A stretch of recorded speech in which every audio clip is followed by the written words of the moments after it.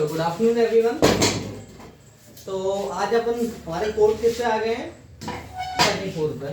तो let's talk बहुत पुरानी प्रथा है हमारे क्लासरूम की, ठीक है। उसमें हम सिर्फ आईआईटी और मेडिकल, ये दो कैरियर है, कई ऐसे चुनिंदा कैरियर उन पर फोकस नहीं करते हैं। आज हम एक डिफरेंट कैरियर के बारे में बात करेंगे जो मीडिया से रिलेटेड होता है। हमारे बीच में आए हैं वेंकटेश सर। वेंकटेश सर के लिए पहले क्लैप कर दीजिए। पूरा नाम वेंकटेश भार्गव। अब यहाँ पे हम उन लोगों की बात करते हैं जो हम में से ही निकल के यहाँ तक पहुंचे हैं, है ना। सर अभी न्यूज़ 18 में काफी बड़े स्तर पे, अच्छे स्तर पे पत्रकारिता करते हैं, है ना। बड़े बड़े इंटरव्यूज कंडक्ट कराते हैं। तो आपकी भी जो क्वायरीज है, आपको शायद दोबारा उनसे बात करने का मौका मिले या इस स्तर पे बात करने का मौका मिले, वो केस अलग है, ठीक है। तो आप अपनी क्वायरीज पूछें, सर से डिस्कशन करें, मीडिया में कैसे जाते हैं, आपको जो भी आपके मन में है वो आप बात कर सकते हैं। अब मैं सर को हैंड ओवर करूँगा। सर आपको एक शॉर्ट इंट्रोडक्शन और बच्चों से जो करना है। मेरा नाम वेंकटेश है और मैं जो है सबसे पहले मैंने बीसी किया, फिर एमजे किया, फिर एमबी किया। वर्तमान में पीएचडी कर रहा हूँ मैं मैनेजमेंट में। और आप सभी की तरह मुझे भी एक ज़माने में पत्रकारिता को लेकर रुझान था, तो मैंने एमजे किया। और जैसा कि आप पत्रकारिता को समझते हैं, तो पत्रकारिता वास्तव में एक प्रकार की ड्यूटी है। यदि मैं आपसे कहूँ पत्रकारिता क्या है, तो पत्रकारिता एक प्रकार की ड्यूटी है। तो पत्रकारिता में बड़ा लंबा एक्सपीरियंस रहा। आज से लगभग 5 साल पहले हिंदुस्तान टाइम्स जो अखबार है, उससे मैंने शुरुआत करी थी। उसमें सबसे पहले सर्कुलेशन में था, फिर नई दुनिया में रहा और उसके बाद में पत्रिका में रहा। और ऐसे करते करते आज वर्तमान में न्यूज़ 18 इंडिया का यहाँ ग्वालियर में संवाददाता हूँ। और लगभग कई वर्षों का पत्रकारिता का मुझे अनुभव रहा जीवन में कि पत्रकारिता क्या है, पत्रकारिता कैसे की जाती है, पत्रकारिता का उद्देश्य क्या है और पत्रकारिता की एक मूल परिभाषा क्या है, कि आप कैसे समझें कि जर्नलिज्म है क्या। तो सबसे पहले आप सभी लोग जो आज मेरे सामने, आप सभी विद्यार्थी हैं, और मैं आपसे जानना चाहूँगा सबसे पहले कि आपको क्या लगता है कि पत्रकारिता या जर्नलिज्म अपने आप में क्या है। क्या किसी को विषय में कोई अपनी कुछ राय है, किसी की कुछ समझ है कि जर्नलिज्म आखिर है क्या। ऐसा तो नहीं है कि हम सुबह उठ के सिर्फ अखबार पढ़ लेते हैं वो जर्नलिज्म है। आप बताएं, क्या आप समझते हैं जर्नलिज्म क्या है, पत्रकारिता है क्या। चलिए मैं आपको बताता हूँ। पत्रकारिता का अर्थ होता है किसी भी प्रकार की सूचना देना। सूचना किसी भी प्रकार की, अगर मैं आपको सूचना दे रहा हूँ, जैसे अगर मैं आपको ये बता रहा हूँ कि कल यहाँ पर एक इवेंट होने वाला है, तो ये वास्तव में पत्रकारिता है। पत्रकारिता में 3 प्रकार की चीजें आती हैं। पहली है सूचना देना, दूसरा आती है किसी को एंटरटेन करना। यदि मैं आपको किसी चीज से एंटरटेन कर रहा हूँ तो ये पत्रकारिता है। और तीसरी चीज जो पत्रकारिता में आती है वो ये आती है कि किसी घटना की ब्यौरा देना। तो जिसमें 2 प्रकार की पत्रकारिता तो हम सभी जानते हैं कि किसी का एक्सीडेंट हो गया वो अखबार में छप जाता है, कोई पॉलिटिकल इवेंट हुआ वो अखबार में छप जाता है। और प्रथम प्रकार की पत्रकारिता, यदि आप एंटरटेनमेंट की बात करें कि आप अगर आप किसी को एंटरटेन कर रहे हैं या एंटरटेनमेंट की कोई न्यूज़ दे रहे हैं, तो वो भी पत्रकारिता की श्रेणी में ही आता है। ये पत्रकारिता है। अभी भाई पत्रकारिता होती कैसे है, इसकी शुरुआत कैसे करें, कहाँ जाएं, किससे मिलें। तो देखिए मैं आपको बताऊं कि पत्रकारिता में आपके पास 2 रास्ते होते हैं। अगर आपको एक वरिष्ठ पत्रकार बनना है और अल्टीमेटली आप उससे अपना जीवनोपार्जन भी करेंगे कि भैया आपको पैसे भी कमाना है उससे, तो पत्रकारिता में आपके पास 2 रास्ते होते हैं। सबसे अच्छा रास्ता ये होता है कि ज्यादातर इस फील्ड में वो लोग आते हैं जो फेमस होने की इच्छा रखते हैं, टीवी पे एंकर बनना चाहते हैं, कैमरे के सामने दिखना चाहते हैं। कुछ लोगों की इच्छा होती है ना कि मैं कैमरे के सामने आऊँ, टीवी पे दिखूं, लोग मुझे सराहें, मेरा फैन फॉलोइंग हो, जब मैं सड़क से निकलूं तो लोग मुझे जानते हों। ऐसा लोगों की इच्छा होती है। तो इसके लिए क्या है कि पत्रकारिता में आपको फिर ऐसे में डिजिटल पत्रकारिता की ओर जाना चाहिए। डिजिटल पत्रकारिता के बड़े बड़े पत्रकार जैसे अंजना ओम कश्यप और आज बाकी सब लोग आप देखते हैं दिन में उनके शो चलते हैं। तो उसके लिए आपको क्या करना होता है, यदि आप वास्तव में ही पत्रकारिता में अपना करियर बनाना चाहते हैं, तो आफ्टर 12th आप ग्वालियर से सीधे दिल्ली चले जाएं। और दिल्ली में एक कॉलेज है, उसका नाम है AAIFM। वहां पर क्या होता है कि वो देश का सबसे अच्छा नामी गिरामी कॉलेज है। वहाँ पे अगर आप डिग्री कर लेते हैं तो वहाँ से डिग्री करने के बाद डायरेक्ट आपका वहाँ से प्लेसमेंट होता है। क्या है कि पत्रकारिता के क्षेत्र में नौकरियां कम निकलती हैं, तो वहाँ से डायरेक्ट प्लेसमेंट के थ्रू आप कहीं पे भी किसी बड़े संस्थान में लग जाते हैं। और फिर क्या होता है, पहले आप रिपोर्टर बनते हैं, रिपोर्टर से आप सीनियर रिपोर्टर बनते हो, तो धीरे धीरे आपको एंकर बनने का मौका मिल जाता है। इसके अलावा यदि आप पत्रकारिता करते हैं तो मध्य प्रदेश में बहुत अच्छा संस्थान है जिसका नाम है जवाहरलाल नेहरू, ये अपना माखनलाल चतुर्वेदी, जवाहरलाल नेहरू नहीं, माखनलाल चतुर्वेदी संस्थान। आप यहाँ से भी पत्रकारिता में डिग्री ले सकते हैं, किसी अखबार में आप नौकरी पर स्टार्टिंग कर सकते हैं और धीरे धीरे पैकेज भी बढ़ जाता है। तो ये है पत्रकारिता में नौकरी पाने का तरीका। अब ऐसे नहीं है कि पत्रकारिता से सिर्फ आप नौकरी प्राप्त कर सकते हैं, आप अपना स्वरोजगार भी कर सकते हैं। स्वरोजगार मतलब आप खुद का भी अखबार डाल सकते हैं, खुद के अखबार से भी आप करोड़ों रुपए कमा सकते हैं पत्रकारिता के द्वारा। ऐसा नहीं है कि इसमें आपको पैसा नहीं मिलेगा। बात सिर्फ इतनी सी है कि आपको जानकारी नहीं होती लोगों की अखबार से पैसा कमाते कैसे। अखबार, अच्छा आपको क्या लगता है अखबार कैसे पैसा कमाता होगा? कोई भी अखबार है किस तरीके से पैसा कमाता होगा? किसी को कोई जानकारी, कुछ अंदेशा हो तो बताएं। सोचिए कोई अखबार, न्यूज चैनल वगैरह कैसे पैसा कमाता होगा। कोई बात नहीं, आप नहीं जानते, मैं आपको समझाता हूँ। क्या होता है कि आप किसी भी अखबार को, सबसे पहले अगर आप पत्रकारिता में स्वरोजगार करना चाहते हैं कि मैं चाहता हूं कि मैं अखबार चलाऊं और उसके माध्यम से स्वयं कमाऊं, तो उसके लिए आपको कुछ नहीं करना होता है। अखबार का रजिस्ट्रेशन होता है आरएनआई से। भारत के जितने भी अखबार हैं उनको रजिस्टर करने वाली एक संस्थान होती है, जैसे जो सेंट्रल गवर्नमेंट बॉडी के अंतर्गत आती है, इसे आरएनआई कहते हैं। आपको अपने स्थानीय प्रशासन से उनका फॉर्म भर के वहां पर अपना रजिस्ट्रेशन कराना होता है, फिर वहां से आपको लाइसेंस प्राप्त होता है जिसे आरएनआई कहते हैं। वो लाइसेंस आने के बाद आपके पास एक कायदे से लाइसेंस होता है कि आप किसी के विषय में कोई खबर लिख सकते हैं। अगर मैं, मान लीजिए आपके विषय में कुछ लिखता हूँ और अगर उसमें कोई तथ्यात्मक बात नहीं है तो आप मेरे खिलाफ एफआईआर कटा सकते हैं। लेकिन अगर मेरे पास अखबार का लाइसेंस है और मेरे पास तथ्य है तो मैं आपके बारे में लिख सकता हूँ, आप मुझ पर सीधे एफआईआर नहीं कटा सकते। ये अपने भारत का नियम है जो पत्रकारिता के लिए सन आरएनआई के द्वारा स्थापित है। इसके अलावा फिर सन 1920 में एक और नया नियम आया जिसे आईटी रूल कहते हैं। 1920 का आईटी रूल जो है उसके अनुसार आप अपना किसी भी प्रकार का अखबार या चैनल या कोई ब्रॉडकास्ट चालू कर सकते हैं, लेकिन आपको आईटी के नियम के तहत चलना होगा। उसके लिए भी आपको अखबार का रजिस्ट्रेशन कराना ही पड़ता है। तो अखबार के रजिस्ट्रेशन की प्रक्रिया ऑनलाइन होती है, उसमें फॉर्म देना पड़ता है और फिर आप अखबार में एड्स के माध्यम से, जो वो मिलते हैं ना गवर्नमेंट एड्स, उनके माध्यम से आप अपना स्वरोजगार भी कर सकते हैं, यानी आप अपना खुद का भी कमा लेंगे। और ऐसा कुछ बहुत कम कमाई नहीं होती है। आप ऐसा मत समझना कि आपको पूरे जीवन गरीबी में निकालना पड़ेगा, ऐसा नहीं है। यदि अखबार आपका मात्र 2 साल आपने चलाया है, देखिए 2 साल अखबार को कोई ऐड नहीं मिलता, लेकिन अगर 2 साल आपने अखबार को कायदे से छापा है, आपने डीपीआर भेजा है, ईडीपी भेजा है। डीपीआर क्या है?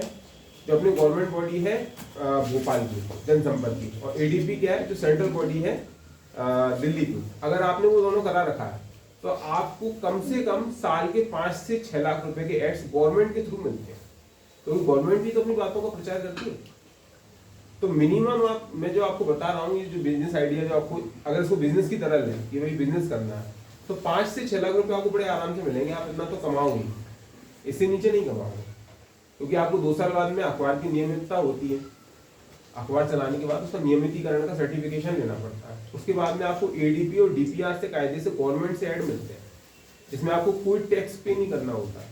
आप अगर आज कोई भी बिजनेस चालू करेंगे तो आपको टैक्स देना पड़ता है, उसमें आपको टैक्स भी नहीं होता है, क्योंकि इसमें ये टैक्स के अंतर्गत श्रेणी में नहीं आता। तो ये अखबार में स्वरोजगार का तरीका होता है कि अगर भाई मैंने पत्रकारिता की डिग्री करी है और डिग्री करने के बाद में अगर मैं चाहूँ तो स्वरोजगार कर सकता हूँ। अखबार तो वो व्यक्ति भी चालू कर सकता है जिसने डिग्री नहीं करी है। अखबार चालू करने के लिए किसी लाइसेंस की आवश्यकता नहीं है। एक पुरानी शायरी थी जिसमें कहा था कि जब तोप मुकम्मल हो तो अखबार छापना चाहिए। अगर सामने तोप खड़ी हो ना, कोई अगर अत्याचार कर रहा हो, देश का सबसे पहला पता अखबार कौन सा था? सबसे पहले अखबार का नाम था उत्तंद मार्तंड। उत्तंद मार्तंड, ये जीके का भी क्वेश्चन है। इसको पता है क्यों छापा गया था? क्योंकि जो क्रांतिकारी हुआ करते थे ना, वो ब्रिटिशर से लड़ने के लिए अखबार का प्रयोग किया करते थे। और वर्तमान में तब से लेकर आज तक भारतीय राजनीति में पत्रकारिता का बहुत गहन प्रभाव है। आज भी यदि वर्तमान की बात करें तो एक पत्रकार के हाथ में इतना पावर होता है कि यदि आप लिखने की शैली और लिखने की गरिमा जानते हैं तो आपके पास साक्ष्य है, तो आप किसी मुख्यमंत्री को भी अच्छी उस लाइन पर ला सकते हैं जहां पर अगर वो गलती करता है। हम भी इस बात को जानते हैं कि गवर्नमेंट बॉडीज में बहुत सारी प्रॉब्लम्स होती हैं।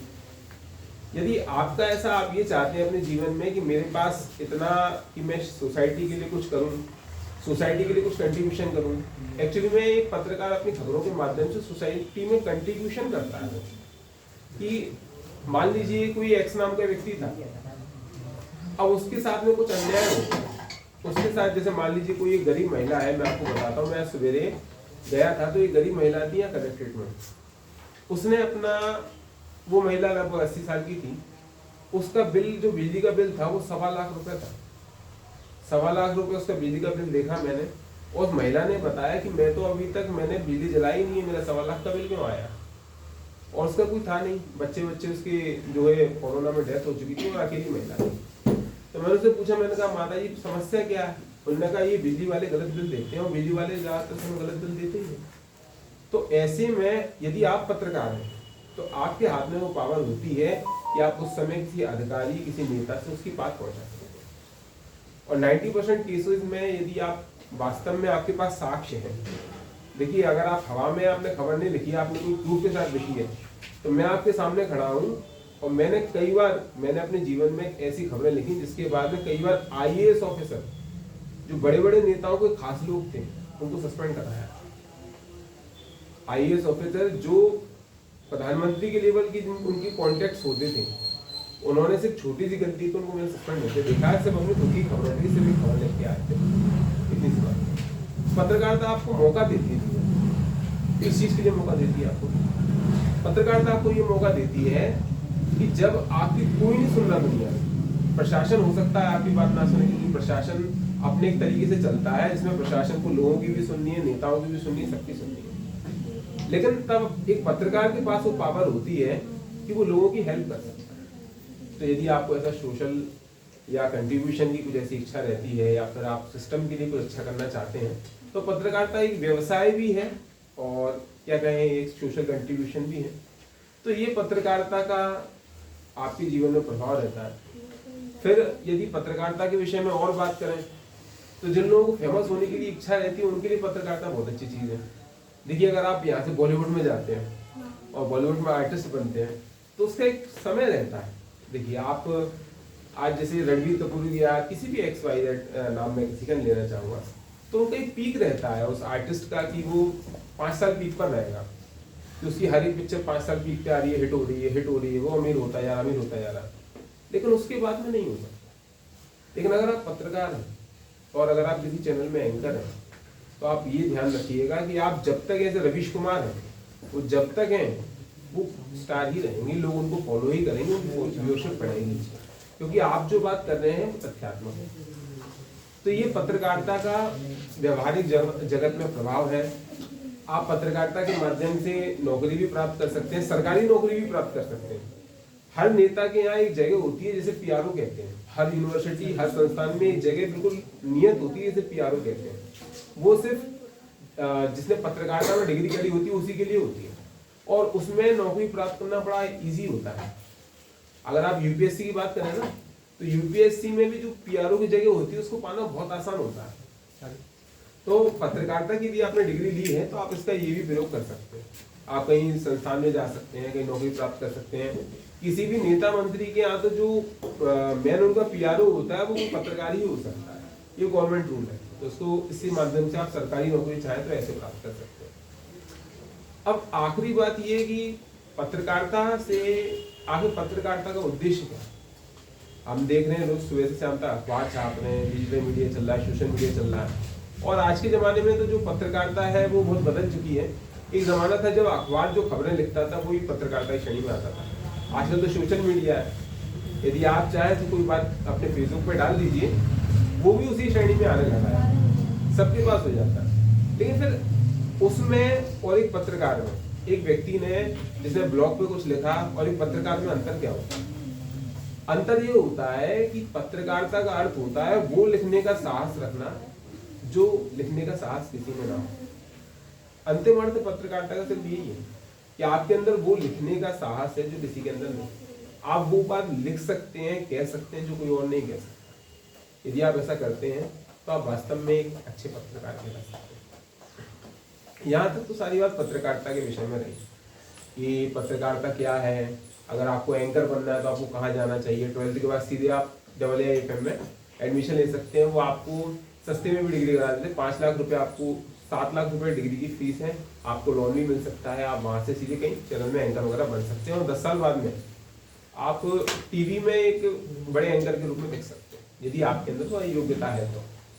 फिर उसके बाद में अगर आप स्वरोजगार भी कर सकते हैं पत्रकारिता के माध्यम से। आप अखबार का रजिस्ट्रेशन कराएं। अखबार का रजिस्ट्रेशन करने के बाद में आप कायदे से उसका नियमितीकरण लें, 2 साल अखबार छापें और उसके बाद में आपको उसमें गवर्नमेंट एड्स मिलते हैं। आप अच्छा कमाएंगे, कोई दिक्कत नहीं है। लेकिन इसके बाद में सबसे अंतिम बात ये आती है कि ये सारी बात तो पत्रकारिता के विषय में हो, जो आप चाहें तो किसी किताब में, किसी यूट्यूब चैनल में, सब जगह पढ़ सकते हैं। फिर उसके बाद में लेकिन मैं जो बात आपको समझाना चाहता हूँ वो पत्रकारिता के विषय में तो है, लेकिन मैं आपको जो बात समझाना चाहता हूँ वो एक कहानी के माध्यम से समझाना चाहता हूँ कि वास्तव में सच है क्या, कि आखिर हो क्या जाता है, कैसे चलता है। तो ये जो कहानी है ये महर्षि शांतनु की कहानी है। एक बार क्या होता है, जंगल में एक चिड़िया होती है। एक चिड़िया और एक तोता एक पेड़ की डगाल पे रहते हैं। तो पता है क्या होता है कि जो तोता होता है वो तो देख सकता होता है, एक चिड़िया अंधी होती है। तो जो अंधी चिड़िया होती है ना, तो तोते को तो दिखता होता है, चिड़िया को दिखता नहीं होता। तो चिड़िया के लिए देखने का माध्यम से वो तोता होती है। वो अपनी सारी दुनिया को कैसे समझे, वो उस तोते के माध्यम से समझती है। तो अपने तोते से एक दिन पूछती है कि बात बताओ, ये दुनिया कैसी जगह है, ये दुनिया कैसी है। तो तोता पता है क्या कहता है, ये दुनिया बड़ी हसीन है, दुनिया बड़ी खूबसूरत है, इस दुनिया जैसा अच्छा कुछ नहीं है। अब उसके बाद में क्या होता है, वो जो तोता होता है ना, उस तोते की कहीं नौकरी लग जाती है, वो चला जाता है। MNC में नौकरी लग जाती है, वो चला जाता है। अब उसके बाद में क्या होता है, वो चिड़िया होती है वो अकेली रह जाती है। क्या खाए, कभी तक तो तोता दे देता था, अब तो कोई भी नहीं देने वाला। तो चिड़िया पता है क्या करती है, चिड़िया अपने घोंसले से नीचे उतर के आती है और सबसे पहले उसको पता कौन मिलता है, सबसे पहले उसको मिलता है मेढक। मेढक एक किसान होता है, वो किसानी करता होता है, परेशान रहता होता है। तो चिड़िया से मिलता है और चिड़िया से पूछता है कि ये बताइए कि आप कौन है, कहाँ से आई हैं। तो चिड़िया कहती है कि मैं तो सिर्फ एक बार जानती हूँ कि दुनिया बड़ी खूबसूरत है, जिंदगी बड़ी हसीन है, चारों जगह सुखी सुख है।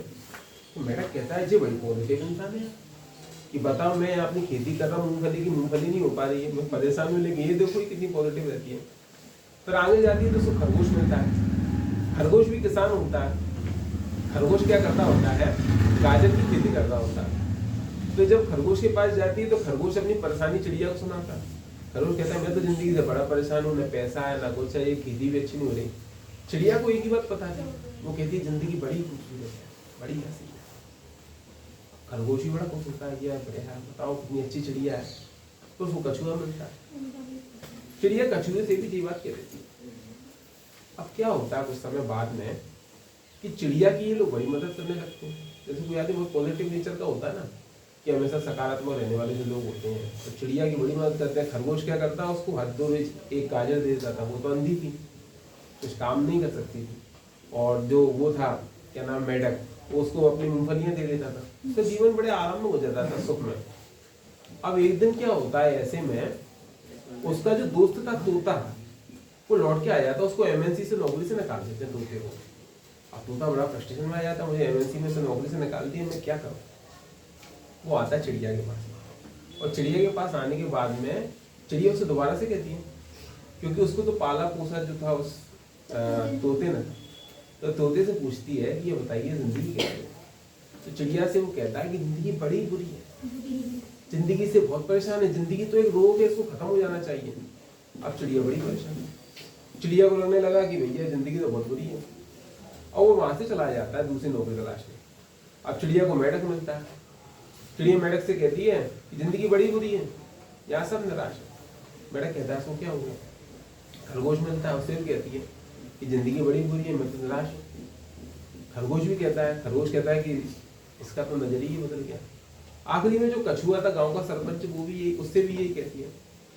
अब क्या होता है, जैसे आप लोगों के साथ में जैसा आप होते हैं ना, आपके आसपास के लोग वैसे होते चले जाते हैं। तो जैसे चिड़िया ऐसे कहने लगती है ना, तो पता अंत में क्या होता है, खरगोश और चिंता में आ जाता है उसकी खेती कम हो जाती है और वो कहता है मैं अब आपको नहीं दे सकता। मेढक भी यही करता है और सबसे अंत में वो चिड़िया अपने घोंसले पर जाती है और एक दिन बीमार हो जाती है और मर जाती है।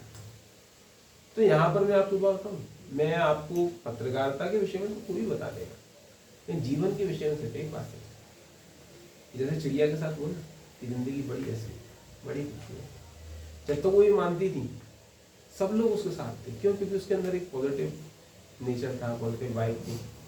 और जिस दिन जब उसने अपने मन में ये मान लिया कि नहीं, बोले जिंदगी तो निराशा से मिल है, तो जीवन में ऐसा हो गया। तो मुख्य बात जो है वो आपको ये समझना है जीवन के प्रति कि परिस्थितियाँ कुछ भी हों।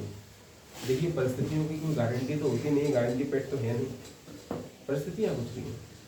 उसी चिड़िया की तरह उसी बात को हमेशा याद रखना चाहिए कि जिंदगी बड़ी खूबसूरत है, जिंदगी बड़ी ऐसी। और जब आप ऐसे जिएंगे तो क्या होता है कि बड़ी से बड़ी समस्याएं जीवन से गायब हो जाती हैं, क्योंकि समस्याएं तो देखिए आपके जीवन में आएंगी। आज पढ़ाई की है, कल को कुछ और आएंगी, तो ये this is a part of life. इसके अलावा एक जीवन की जो आखिरी बात है, अच्छा मैं आप लोगों से पूछना चाहूँगा, आप में से कितने लोगों को लगता है कि भाग्य होता है? भाग्य होता है, किस्मत, नसीब, भाग्य, होती है, डेस्टिनी डेस्टिनी होती है सर। होती है। अच्छा, आपको भी अच्छा होती है कि भाई ये भाग्य था और वो होता है कि ऐसा होता है ऐसा होता है। तो क्या होता है आपको बात बताऊं, एक सत्य कथा है। एक गांव में एक सेठ जी थे। सेठ जी के बच्चे नहीं थे। सेठ जी बड़े परेशान रहते थे, यार क्या है दुनिया में, मेरे पास इतना पैसा है लेकिन मेरे बच्चे नहीं है, सब बेकार है, किसको देके जाऊंगा। सेठ जी बड़े दुखी हो गए। दुखी होने के बाद में क्या हुआ, एक दिन सेठ जी जंगलों में मरने के लिए निकल गए कि मैं तो अब सुसाइड करूंगा, जिंदगी कुछ बचा नहीं है, मेरे बच्चे नहीं है। तो पता है क्या होता है, गिलहरी है ना, गिलहरी नीचे उतर के आती है। गिलहरी कहती है आप मरने जा रहे हैं? बोले हाँ। बोले मैं भी जाना चाहती हूँ। तुम क्यों मरना चाहती हूँ? बोले आज सुबह क्या वो जंगल में आग लगी, मेरे बच्चे थे इस पेड़ के अंदर, वो जल के मर गए। दोनों मरने जा रहे होते, मरने जा रहे होते तो कहते हैं कि एक काम करते हैं, अपन मरने से पहले ब्रह्मा जी के पास चलते हैं कि भैया हमारे भाग्य में ऐसा क्यों लिखो, दूसरों को देखो कितना सुखी है, देखो उसने कार खरीद ली, उसने बंगला खरीद लिया, उस पर इतना, हमें ऐसा क्यों कि इसके बच्चे जल के मर गए और मेरे तो है ही नहीं, मैं तो अनाथ हूँ। वो ब्रह्मा जी के पास जाते हैं। ब्रह्मा जी कहते हैं कि देख ऐसा है कि तूने पिछले जन्म में अपने भाई को, कि तेरे भाई का हिस्से का दौलत थी, तूने उसे चुरा ली और तेरा भाई बुरी मौत मरा था, इस वजह से तेरे साथ ये हो रहा है। और ये जो गिलहरी है, इसने पिछले जन्म में अपने कुछ लोगों को ऐसे जला के मारा था, इसलिए इसका परिणाम लिया। तो लोग नीचे उतर के आते हैं और उसके बाद में अपने जीवन में बड़े जो दुख था उनके साथ में, उस बात को लेकर एक्सेप्टेंस कर लेते हैं कि अब तो जीवन ऐसे ही करने वाला है। भाग्य की धारणा जो हमारे समाज में है, वो आखिर सिखाना क्या चाहती है? आप बताइए, आपको क्या लगता है कि भाग्य होता है या नहीं होता? किसी ने कहा होता है, किसी ने कहा नहीं होता है। बात ये नहीं है कि भाग्य होता है या नहीं होता है, बात ये है कि जीवन में एक्सेप्टेंस होना चाहिए। जो भी हुआ, मान लीजिए अगर आप पास हो गए, जो हमारे पुरखे थे वो बड़े समझदार थे, वो ऐसी बातें पता क्यों करते थे, भाग्य, नसीब, किस्मत। क्योंकि देखिए आपका टाइम मशीन तो है नहीं कि आप पूरी जिंदगी रिवाइंड कर दें। आज मैं चाहूँ कि मैं IT इंजीनियर हो जाऊँ, मैं अब नहीं हो सकता, वो समय जा चुका है। लेकिन भाग्य की धारणा आपको सिखाती पता है क्या? अब जो जीवन में है उससे एक्सेप्टेंस, जो भी है जीवन की एक्सेप्टेंस की। अगर मान लीजिए अच्छे नंबर आए हैं, लास्ट में अपन ने पूरा प्रयास किया, तो अगर लास्ट में नहीं है तो अपने आप को कष्ट नहीं देना है, क्योंकि वो मरने जा रहे थे, उन्होंने लास्ट में क्या समझा कि ये सॉल्यूशन नहीं। अपने आप को हार्म करना नॉट अ सॉल्यूशन। सबसे लास्ट में क्या, नसीब, हमारे जो बड़े बूढ़े थे वो कहते बोले तेरे भाग्य में लिखा मरना है, इसलिए मर रहा है। तो वह कहना क्या चाहते हो, ये आपको ये नहीं कहना चाहते आप कर्म नहीं करें, मेहनत नहीं करें, मेहनत तो पूरी करें, लेकिन लास्ट में क्या, नहीं हुआ है, नहीं हो पाए अच्छे नंबर, नहीं हो पाया IIT में सिलेक्शन, तो अपने आप को हार नहीं करना, पार्ट ऑफ लाइफ चलता है। एक्सेप्टेंस लास्ट में क्या किया, नहीं है मेरे बच्चे, एक्सेप्टेंस, नहीं है गिलहरी के बच्चे मर गए, this is the reality of life. देखिए लाइफ में सिर्फ दो प्रकार की चीजें होती हैं, एक एक्सेप्टेड, एक अनएक्सपेक्टेड। ये आपका एक्सपेक्टेशन है कि मैं सिलेक्ट हो जाऊँ, IAS बन जाऊँ, कार लग जाए, बंगला हो जाए, होना चाहिए, बहुत ज़रूरी है। सक्सेसफुल अगर आप नहीं हुए एक उम्र तक तो बड़ा कष्ट होता है, लेकिन अगर लास्ट में नहीं है तो जीवन में एक चीज़ कभी मत करना, वो ये है अपने आप को हार मत करना, क्योंकि आपकी ज़िंदगी सिर्फ आपके लिए मूल्यवान नहीं है, वो आपके परिवार के लिए बहुत ज़्यादा मूल्यवान है। वो आपके घर में जो आपके बूढ़े माँ बाप बैठे हैं या आपके छोटे भाई बहन हैं, वो उनकी भी आपके ऊपर एक अधिकार होता है। तो never harm yourself, at last accept whatever it is, this is life. तो मैं आपको बस यहीं तक बातें समझाना चाहता था। कोई और विशेष क्वेश्चन हो आपके पास तो आप मुझसे पूछ सकते हैं, बताइए कुछ सवाल है। वैसे आपको कहानी कैसी लगी? अच्छी थी कहानी। ये हमारे गुरुजी सुनाते थे हमको। महर्षि शांतनु जो थे वो बहुत बड़े सन्यासी थे, तो उन्होंने ये कहानियाँ लिखी हैं, तो सन्यासी लोग सुनाते हैं तो मैं सन्यासियों के मुँह से सुनूंगा। तो ये एक ज्ञान की बात है। कोई सवाल है आपके मन में? कुछ भी एक्सपीरियंस लाइफ के बारे में या वह टीचर साहब कहाँ गए आपके? अच्छा वो सामान क्योंकि वैसे मैं आपको बात बताऊँ कि मनोविश्लेषक क्या कहते हैं, जैसे मैं दिन भर खबरें बनाता हूँ और मैंने अपनी पूरी जिंदगी में क्राइम की खबरें बनाई है। ज्यादातर लोगों को मरते हुए देखा है, किसी को फांसी के फंदे पे लटके हुए देखा है, इतना ज्यादा देखा है। और लास्ट में एट द लास्ट पता है रिजल्ट क्या देखा मैंने? एक व्यक्ति चला जाता है, ठीक है, लेकिन उसके बाद में जो उसके लोगों के साथ होता है वो बड़ा दुख है। एक व्यक्ति 50 साल का था, उसको कंपनी से नौकरी से निकाल दिया, आज वो इतना डिप्रेशन में चला गया कि उसने अपने साथ सेल्फ हार्म कर लिया। लेकिन पता उसके बाद क्या होता है? उसके बाद होता ये है कि उसके जो 3 बच्चे थे ना वो रो गए, उनको कष्ट, क्योंकि ठीक है बाप कैसा भी था, बूढ़ा था, नहीं बनता था, चल नहीं पाता था, लेकिन अगर होता है ना, बाप घर में होता है ना, तो अगर उस पर पैसा भी नहीं हो, वो सिर्फ बैठा है घर में, आपको कुछ दे नहीं पा रहा, उसका महत्व सभी का सहाय जीवन में। आप ये मत समझना कि सिर्फ बाप का सहाय, आपके पिता के लिए आप बहुत, आपके पिता की सबसे बड़ी पूंजी क्या आती है जीवन में? आपको क्या लगता है? पैसा? आपको सेठ की कहानी सुनाई ना, बहुत पैसा था, नो रिजल्ट, लेकिन सबसे बड़ी पूंजी क्या है? आप लोग खुश रहे, वो बस ये चाहते हैं, कुछ अच्छा करें जीवन में, सोसाइटी में कंट्रीब्यूट करें, अपनी लाइफ में कुछ कंट्रीब्यूट करें। तो एट द लास्ट हमें क्या करना है जीवन में? परिस्थितियां कुछ भी हो जाए, एक्स हो, वाई हो, जेड हो, लास्ट में ठीक व्हाटएवर इट इज, ठीक है यार, नहीं आए 90 नंबर, अब मैं अपने और अपने दोस्त के नंबर कंपेयर नहीं कर सकता, कंपैरिजन हो सकता है आपको भगवान ने म्यूजिक में कोई अच्छी योग्यता दी हो, या एक्टिंग में दी हो, या कहीं और, ये भी होता है। ये this is the part of life, circle of life, कि कभी मैं भी आपकी उम्र में था, तो ये जानने वाली बात है।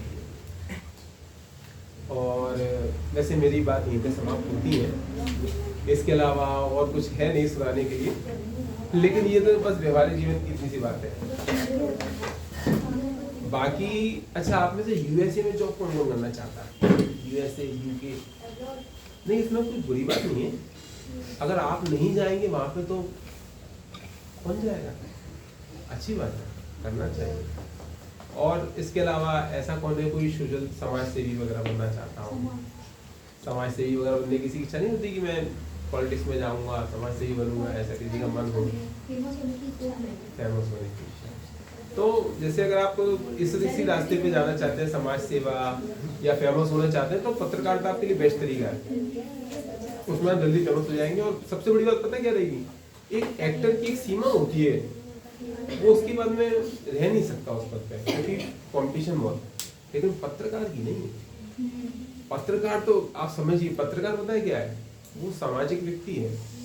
अब वो तो खबरें पढ़ेगा ना, तो उसकी टीआरपी हमेशा वैसी ही रहती है। जैसे रजत शर्मा, आपको पता है रजत सर की उम्र कितनी है?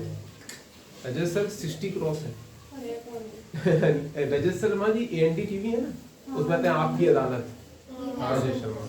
तो एक बार मुझे मौका मिला था उनसे मिलने का, तो उन्होंने यही बताया, लेकिन उनकी फेमसनेस डाउन नहीं जाती। तो अगर ऐसा आपको कुछ फेमस होने की इच्छा है, अच्छा काम है, आप कर सकते हैं, लेकिन उसमें थोड़ा अपना इंटरेस्ट समझ लीजिएगा कि कहाँ तक क्या है, और डिग्री जरूर कर लीजिएगा। इतनी सी बात है, बाकी आपके सवालों का स्वागत है। आप सबका धन्यवाद, भगवान आपको जीवन अच्छा